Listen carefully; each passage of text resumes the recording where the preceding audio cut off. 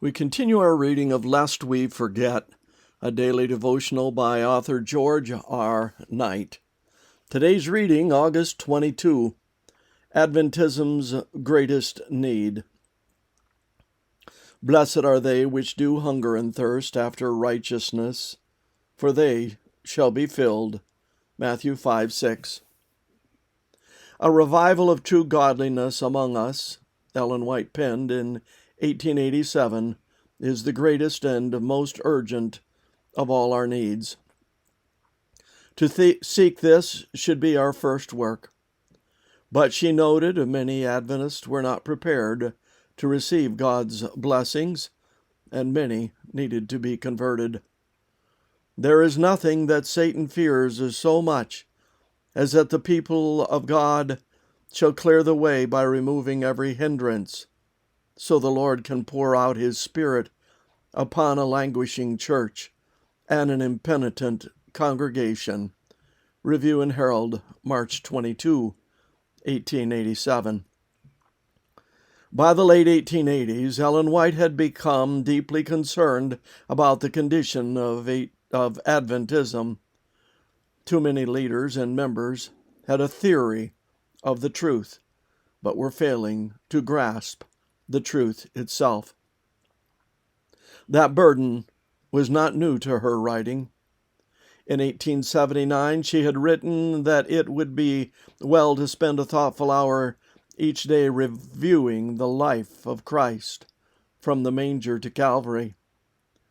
But thus, contemplating His teachings and sufferings and the infinite sacrifice made by Him for the redemption of the race, we may strengthen our faith, quicken our love, and become more deeply imbued with the Spirit which sustained our Savior. If we would be saved at last, we must all learn the lesson of penitence and faith at the foot of the cross. She went on to say that she longed to see our ministers dwell more upon the cross of Christ. 4 Testimonies, 374 and 5. The same emphasis rang true at the 1883 General Conference session, at which Mrs. White told the assembled ministers that we must learn in the school of Christ. Nothing but His righteousness,